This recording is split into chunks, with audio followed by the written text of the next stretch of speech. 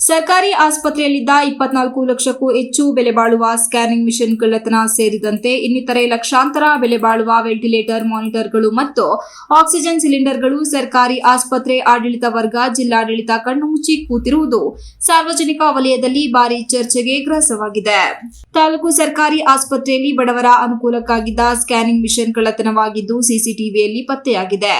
ಪತ್ತೆಯಾಗಲು ಪ್ರಮುಖ ಕಾರಣ ಡಿಎಚ್ಒ ಇಲಾಖೆಯಿಂದ ಸ್ಕ್ಯಾನಿಂಗ್ ಡಾಕ್ಟರ್ ಬೇಲೂರಿಗೆ ಬೇಕೆಂಬುವ ಮನವಿಯಿಂದ ಸ್ಕ್ಯಾನಿಂಗ್ ಮಿಷನ್ ಪರಿಶೀಲಿಸಿದಾಗ ಸ್ಕ್ಯಾನಿಂಗ್ ಮಿಷನ್ ಸರ್ಕಾರಿ ಆಸ್ಪತ್ರೆ ಕೊಠಡಿಯಿಂದ ಮಾಯವಾಗಿದ್ದು ಸಿಸಿಟಿವಿ ಪರಿಶೀಲಿಸುವ ವೇಳೆ ಪತ್ತೆಯಾಗಿದ್ದು ಸರ್ಕಾರಿ ಆಸ್ಪತ್ರೆ ಸಿಬ್ಬಂದಿ ಪ್ರದೀಪ್ ಎಂಬ ವ್ಯಕ್ತಿಯ ಸಹಾಯದಿಂದ ಖಾಸಗಿ ಆಂಬ್ಯುಲೆನ್ಸ್ ಚಾಲಕ ಮತ್ತು ಮಾಲೀಕ ಸುಫಿಯಾನ್ ಎಂದು ತಿಳಿದು ಬಂದಿದ್ದು ಈ ಕಳ್ಳರನ್ನು ಉಳಿಸುವಂತಹ ಕೆಲಸವನ್ನು ಸರ್ಕಾರಿ ಆಸ್ಪತ್ರೆ ಆಡಳಿತ ವರ್ಗ ಮುಂದಾಗಿದ್ದು ಸ್ಥಳೀಯ ಸಾರ್ವಜನಿಕರ ಆಕ್ರೋಶಕ್ಕೆ ಕಾರಣವಾಗಿದ್ದು ಕೂಡಲೇ ಜಿಲ್ಲಾಧಿಕಾರಿಗಳು ಸರ್ಕಾರಿ ಆಸ್ಪತ್ರೆಗೆ ಭೇಟಿ ನೀಡಿ ಈಗಾಗಲೇ ಆಸ್ಪತ್ರೆಯಲ್ಲಿದ್ದಂತಹ 6 ಲಕ್ಷಕ್ಕೂ ಹೆಚ್ಚು ಬೆಲೆ ಬಾಳುವ 5ಕ್ಕೂ ಹೆಚ್ಚು ವೆಂಟಿಲೇಟರ್, ಮಾನಿಟರ್ಗಳು ಹಾಗೂ 10ಕ್ಕೂ ಹೆಚ್ಚು ಆಕ್ಸಿಜನ್ ಸಿಲಿಂಡರ್ಗಳು ಈಗಾಗಲೇ ಸರ್ಕಾರಿ ಆಸ್ಪತ್ರೆಯಲ್ಲಿ ಮಾಯವಾಗಿರುವ ಮಾಹಿತಿ ಅಲ್ಲಿನ ಪ್ರಮುಖರಿಂದ ಲಭ್ಯವಾಗಿದೆ. ಸರ್ಕಾರಿ ಆಸ್ಪತ್ರೆಯಲ್ಲಿ ಆಂಬ್ಯುಲೆನ್ಸ್ಗಳು ಇದ್ದರೂ ಕೂಡ ಆಸ್ಪತ್ರೆ ಸಿಬ್ಬಂದಿಗಳು, ವೈದ್ಯರು, ಸ್ಟಾಫ್ ನರ್ಸ್ಗಳು ಸೇರಿ ಎಲ್ಲರ ಸಹಕಾರದಿಂದ ಖಾಸಗಿ ಆಂಬ್ಯುಲೆನ್ಸ್ಗಳ ಹಣಕ್ಕೆ ಬಲಿಯಾಗಿ ಸರ್ಕಾರಕ್ಕೆ ವಂಚನೆ ಮಾಡುತ್ತಿದ್ದು ಖಾಸಗಿ ಆಂಬ್ಯುಲೆನ್ಸ್ ಚಾಲಕರು ಆಸ್ಪತ್ರೆಯನ್ನೇ ಮನೆ ಮಾಡಿಕೊಂಡಿದ್ದಾರೆ. ಜೊತೆಗೆ ಈ ರೀತಿಯ ಕಳ್ಳತನಕ್ಕೆ ಕೈಜೋಡಿಸಿದ್ದಾರೆಂದು ಆರೋಪಿಸಲಾಗುತ್ತಿದೆ. ಈ ಎಲ್ಲ ಸತ್ಯಾಂಶವನ್ನ ಹೊರತರಲು ಜಿಲ್ಲೆಯ ನಿಷ್ಠಾವಂತ ಜಿಲ್ಲಾಧಿಕಾರಿ ಸ್ಥಳಕ್ಕೆ ಭೇಟಿ ನೀಡಿ ಪರಿಶೀಲನೆ ನಡೆಸಿ ಕಳ್ಳಾಟವನ್ನು ಬಯಲಿಗೆ ತರುವರಾ ಎಂದು ಕಾದು ನೋಡಬೇಕಿದೆ.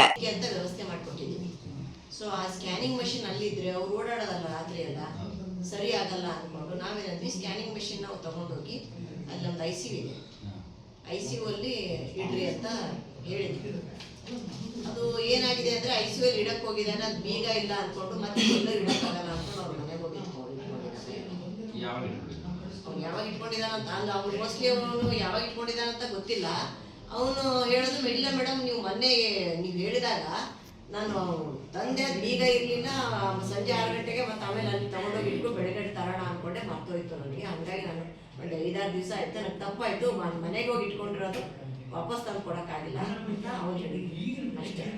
ಸೊ ಅದನ್ನ ಅವ್ನು ಬೀಗ ಇಲ್ಲ ಅಂತ ಹೇಳಿ ನಾನು ತಗೊಂಡೋಗಿ ಇಟ್ಕೊಂಡಿರೋದು, ಮತ್ತೆ ಬೇರೆ ಏನೋ ಉದ್ದೇಶ ಇಲ್ಲ. ನಮ್ಮ Pradeep. Ganesh, TV 46 news Kannada, Belur. You are watching TV 46 News Kannada.